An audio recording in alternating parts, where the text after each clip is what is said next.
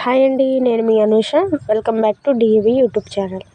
ఈరోజు మనం వీడియోలో పక్కెల పులుసు ఎలా తయారు చేసుకోవాలో చూద్దామండి. ముందుగా నేను పెద్ద నిమ్మకాయ సైజు అంత చింతపండు నానబెట్టి పక్కన పెట్టుకున్నానండి.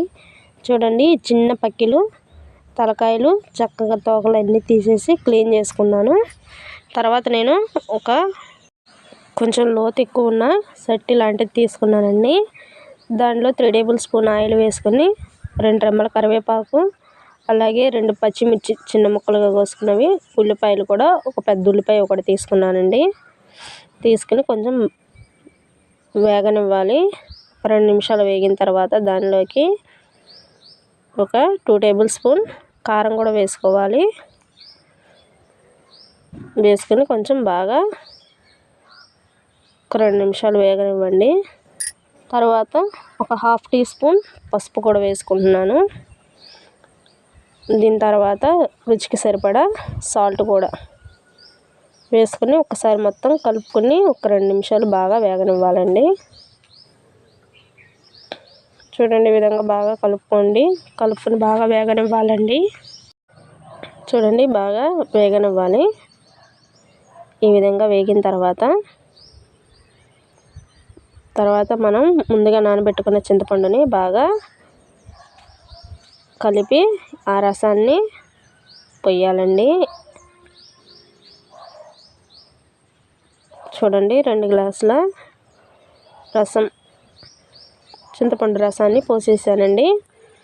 తర్వాత దీన్ని కొంచెం బాగా తెరలనివ్వాలి.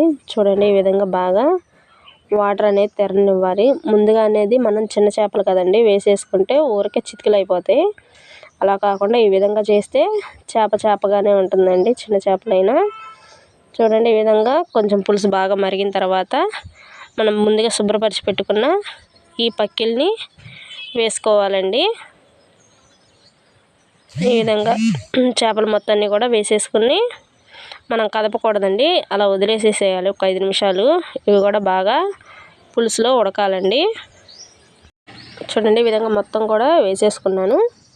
వేసుకుని ఒక 5 నిమిషాలు బాగా చూడండి, ఈ విధంగా బాగా తెరలనివ్వాలి. ఎంత పులుసు బాగా ఉడికితే అంత టేస్టీగా ఉంటుందండి. చూడండి, ఈ విధంగా మీకు కొంచెం చారు క్వాంటిటీ ఎక్కువగా ఉండాలంటే ఇంకొంచెం వేసేసేయండి ఈ టైంలో. లేదు కొంచెం ఎగురు టైప్లో ఉండాలంటే ఇంకొంచెం సేపు బాగా మరగనివ్వండి.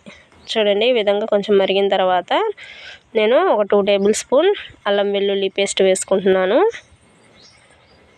వేసుకుని ఒక్కసారి మొత్తం ఎడాపెడా తిప్పకుండా ఈ విధంగా మధ్యలో గరిటె పెట్టి ఈ విధంగా రౌండ్గా తిప్పుతున్నట్టు ఈ విధంగా తిప్పుకోండి.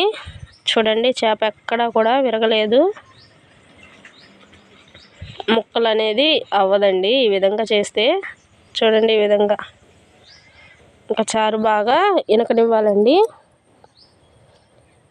ఈ పులుసు అనేది ఒక 2 నిమిషాలు అయిపోయిన తర్వాత ఒక పిడికెడు కొత్తిమీర కూడా వేసుకోండి. అంతేనండి, ఎంతో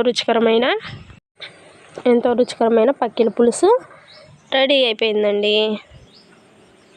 చూడండి, చాలా టేస్టీగా ఉంటుంది. ముద్దకి ఒక 10 పక్కెలు వెళ్ళిపోతాయండి. ఈ విధంగా ఉంటుంది. చాలా అంటే చాలా టేస్టీగా ఉంటుంది. ఒక్కసారి మీరు కూడా ట్రై చేసి నాకు కమెంట్ బాక్స్లో కమెంట్ చేయండి. Please like, share and subscribe my channel.